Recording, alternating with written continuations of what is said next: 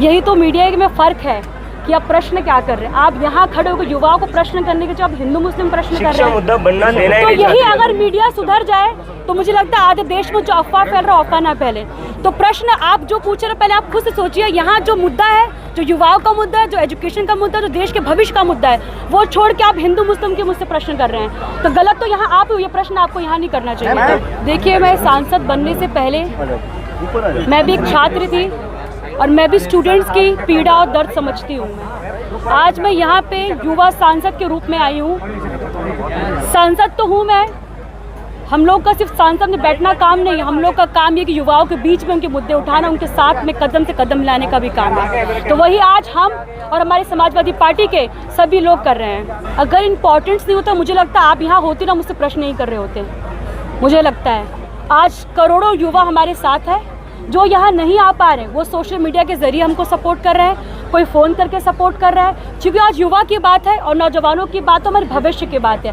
हर कोई हमारे साथ है, जो हमारे साथ नहीं है वो सत्ता में बैठे लोग हैं। सोनम वांगचुक की तबीयत लगातार बिगड़ती जा रही है, सरकार नहीं सुन रही है। इस्तीफा देने से बदलाव नहीं आएगा, लेकिन शुरुआत तो होगी ना, शुरुआत किसी को तो करना पड़ेगा। यहाँ पे अकाउंटेबिलिटी की बात हो रही, जिम्मेदारी की बात हो रही है, जिम्मेदारी कौन ले रहा है? क्या 25 दिन से कोई आया जवाब देने? यहाँ पे कोई नहीं आया है। तो सवाल ये उठता है सरकार जवाब क्यों नहीं दे रही है। देखिए, कोई सरकार कमज़ोर कब होती है?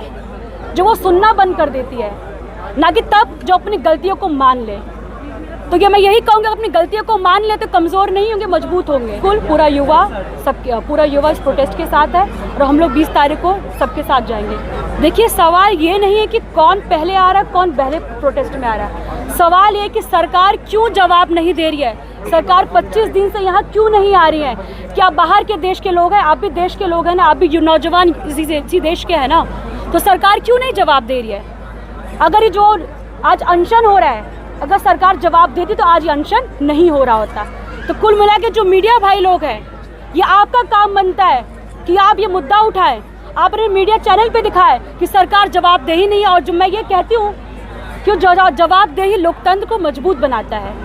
लेकिन ये या तो हम ये मान लें कि सरकार में बार बार सवाल करो, ये सरकार कभी जवाब नहीं देती है, हमको सिर्फ सन्नाटा वाले जवाब मिलता है। तो सवाल सरकार पे उठना चाहिए, सवाल आपको सरकार से करना चाहिए कि नौबत ही क्यों आई हम लोग यहाँ पे अनशन करना पड़ रहा है, ये नौबत ही क्यों आई युवा इकट्ठा हो रहा है। क्योंकि आपका जो एजुकेशन सिस्टम है पूरी तरह से फ्लॉप है, बार बार पेपर लीक हो जा रहा है, बार बार भर्तियाँ जो रद्द हो जा रही है, इसका सवाल जवाब करना पड़ेगा।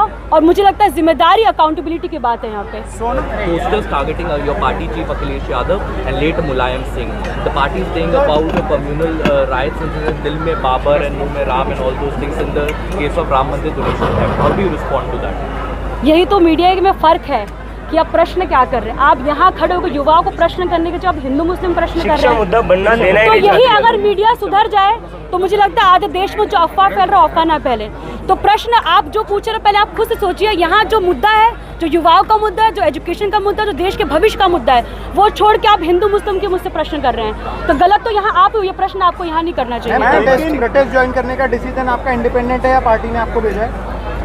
जी देखिए, ये डिसीजन हमारा भी, हमारी पार्टी का, हमारे राष्ट्रीय अध्यक्ष जी हमेशा युवाओं को साथ लेकर चलते हैं। और मुझे लगता है खुशी होती है कि समाजवादी पार्टी में सबसे यंगेस्ट मेल पुष्पेंद्र सरोज जी है, female youngest member of parliament हूँ। तो इसी पार्टी ने युवा सांसद 2-2 दिया आपको, तो हमें मुझे कहने में बिल्कुल भी हेजिटेशन नहीं होता कि हमारी पार्टी समाजवादी पार्टी युवाओं को हमेशा साथ लेकर चलती है और आगे बढ़ाती भी है। Thank you.